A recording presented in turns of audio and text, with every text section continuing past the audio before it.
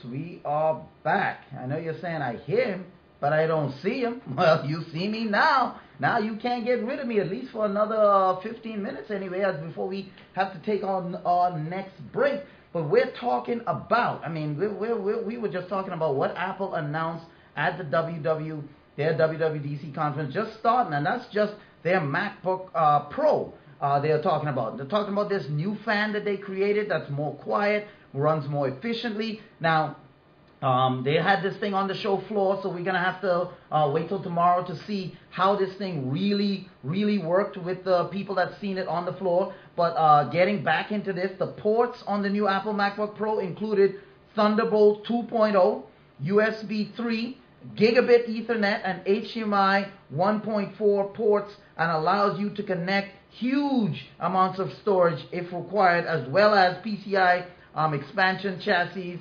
And each Thunderbolt 2 port enables you to daisy chain up to 6 peripherals, offering a total of 36 external devices via Thunderbolt connectivity, not via USB, via Thunderbolt connectivity. This thing is just crazy the way Apple designed it. Now, the connectivity in the new Apple is provided by 3-stream 802.11ac Wi-Fi, as well as Bluetooth 4.0, and the new Apple MacBook Pro will be built in the U.S. Apple explains a little bit more about this by saying, they, according to the people at Apple, they said that when we began work on the next Apple MacBook Pro, we considered every element that defines a Pro computer: graphics, storage, expansion, processing power, and memory. Those are the 5 things that any kind of, if you're talking about a beast of a Pro computer, those are the 5 things you're talking about: graphics, storage, expansion, processing power, and memory. And they said that we challenge ourselves to find the best, most forward-looking way possible to engineer each one of them. And when we put it all together, the result was something entirely new, something radical, different from anything before it, something that provides an extremely powerful argument against the status quo. And they gave us a sneak peek, and we're going to show you what they showed here at WWDC. And this thing looks like, doesn't look like any other tower that you will see out there, because by rethinking, they said, the architecture of its internal components, they had a chance to rethink the entire enclosure. And since everything centers around a unified thermal core, they were free to design a much leaner, lighter, and quieter, and far more streamlined structure than ever before. They say this unique design with beautiful finishes are executed to an extraordinary degree of precision. This is Apple talking. And it's just 9.9 inches tall with a diameter of 6.6 inches. And it's a Pro desktop computer that can actually sit on your desk. You know, because the towers that we have today, you don't want to put that on your desk, too huge. But this thing can actually sit on your desk. Now, they didn't release, and this is why I'm saying it comes at a price, they didn't release pricing at this conference for this thing. But I'm guaranteeing you, this thing, the way it's built, you're talking $4-5 grand minimum for this thing. You know, I mean, this thing is just too much of a beast to be anything less than that. And that they didn't announce pricing or when it would be available worldwide. They're just showing us that this is what they've been looking on, but it is expected to launch later this year. So if anyone who's Apple, you better start saving now, because you're not. This is not coming out at $1,000, at $2,000, or even $3,000. This thing minimum is going to be in that $4,000 to $5,000 range. So if you want it now, let me go ahead and show you a picture of this thing, because it fits on your desk. This thing can fit on your desk, and it looks super cool, you know, just the way it was. And it's kind of what I was hoping companies like Microsoft and companies like Sony would have come up with as far as design. But, you know, no such luck in that department. Let me go ahead and show you. This is the new MacBook Pro right there. This cylinder, that's what you're looking at. That is the MacBook Pro right there. That's it. And it's only 9.9 inches, not even a foot tall. This is about 10 inches tall. 6 inches in diameter. This is now, Devin, you're looking like, what?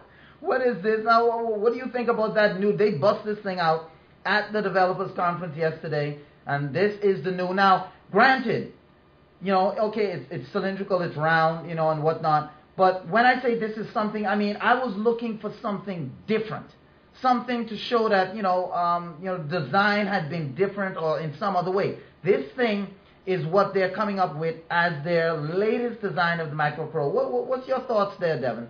What's your thoughts there of this new? You're looking at this live right now, and this thing with all of that power. This is the casing that they decided. I mean, Apple is always trying to push the boundaries, trying to, they come up with their own style. What do you think about this cylinder right here? I'm just hoping that somebody else will come up with the power that they came up with, so I don't have to go over there and get that power, because that power is good.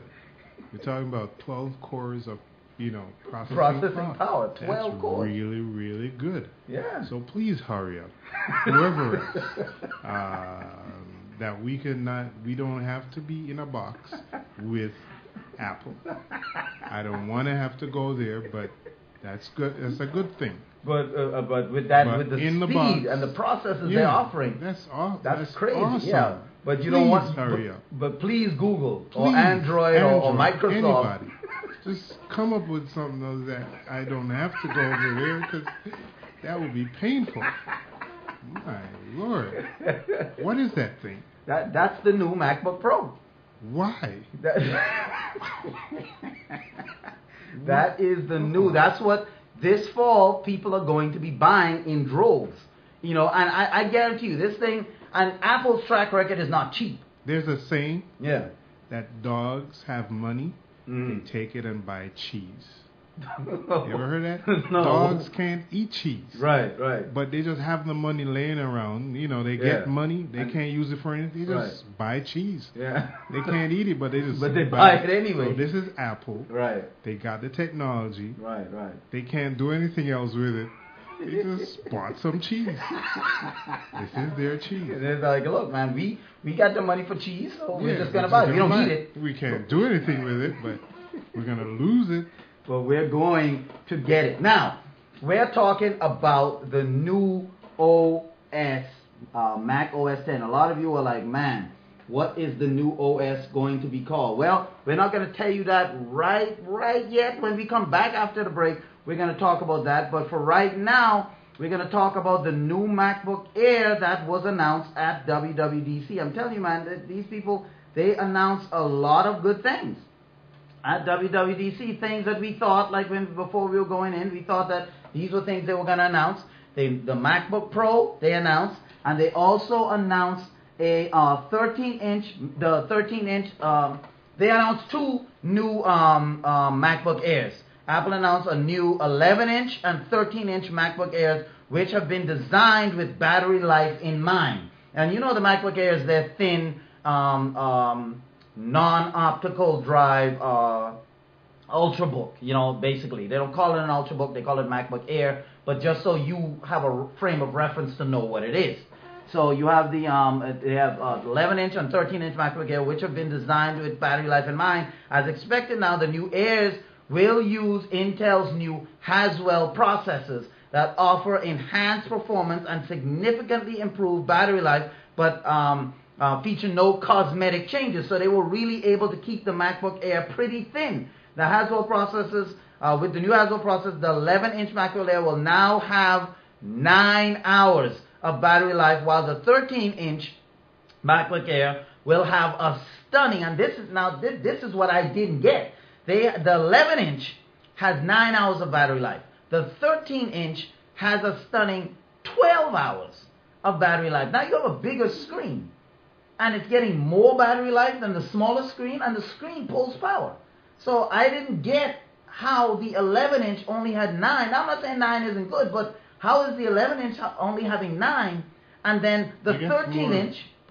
processing efficiency, maybe that's what they... But they're using the same Haswell processor. The only difference in the computers is the screen size as far as processing power. So I don't get it. I don't understand how the 11-inch, 2 inches smaller, is going to give you 9 hours of battery life, and the 13-inch is going to give you 3 more hours? Typo. That's what they announced. Oops, we made a typo. So yeah, it had to be, when he was talking, he had to be speaking like... 2 hours less. Right, must be, or he reversed it. The 13-inch is 9 hours, and the 11-inch, it has to be, because it doesn't make any sense. You have the same architecture inside, just a bigger screen. How can you get more when nothing else has changed other than the screen? And the screen pulls power. Everybody knows that. You're not saying the screen is more efficient. No, same screen, just one is 13-inch, one is 11-inch. And the 11-inch gets 9 hours, the 13-inch gets 12. I know what it is. What? The big screen has more velocity going downhill because it's heavier. So it takes less power.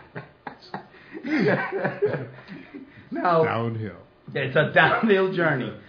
Now the two versions, they have 2 versions of each. They got 128 gigabyte flash storage in the 11-inch. That's going to cost you $1,000. And then the 256 gigabyte flash storage is going to cost you $1,200 in the 11-inch size. Then you have the 13-inch size. You have 128 gigabyte flash storage. That's going to cost you $1,100. And then the 256 gigabyte in the 13 will cost you $1,300 is what they're saying. Now, in addition to the Haswell processors, the new MacBook features 802.11ac compatibility with support for gigabit Wi-Fi, is what they're calling gigabit Wi-Fi. 802.11ac specifications. Gigabit Wi-Fi offers speeds up to 3 times as fast, in case you didn't know, as 802.11n, which was the previous fastest wireless connection. Now it's 802.11ac wireless networks, and it gives you up to 3 times the speed as the original, well, not original, but the previous version. The 11-inch MacBook Airs will be available. They say the Airs are available from today, online stores and retail locations. So you go into a Best Buy, you should be able to get the new MacBook Airs. They're saying right away with the new Haswell processors for these prices. And you know, I mean, with their Ultrabooks, you know, their line of Ultrabooks is actually competitively priced, not in hard drive storage, but for Apple at $999, that's not too bad as far as price goes. Because on the MacBook Airs, they look the same, as the MacBook Airs before. But coming up after the break, because we're up against a break once again, we're going to talk about the new name of the OS X. They have decided the new name, and there were a couple of jokes when talking about the OS X, and they realized it. They realized the same thing we were talking about yesterday, with the putty cat and all that stuff. They realized that, something had to give. But does the name make sense? We're going to talk about that coming up after the break. So all of this and more coming up after the break, man. Just stay tuned.